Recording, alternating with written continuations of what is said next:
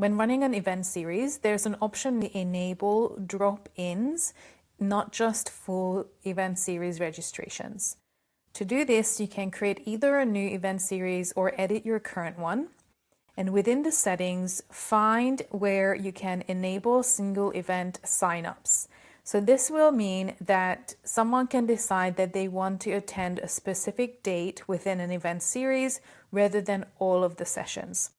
You also have power over how you manage these sessions. So if you'd rather have people sign up to the full series and only let drop-ins attend to sessions that have low numbers, then use this option to only allow clients to be registering to single events to be on the waitlist, not the actual roster.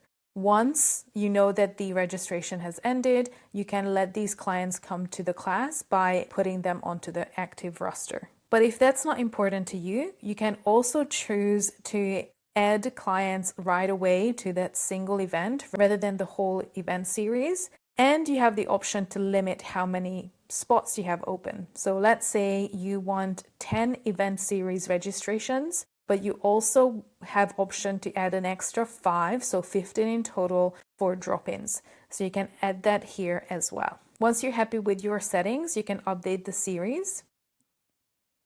As for payment, here within the event series settings, you're setting the payment for the full series price, but within the individual events or all of these events, you can actually edit how much the single drop-in session will cost. If the event series is $80, you can change the single event drop-in to 20 or 30 or whatever may work for your single event pricing.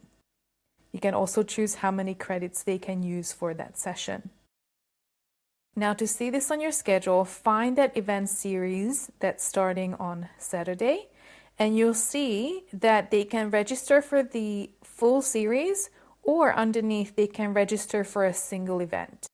This will highlight that they're registering for the Saturday, 6th of June, 9 a.m. session. It's a single event of a series, so only one ticket. And in this example, they are being put on the wait list for this session.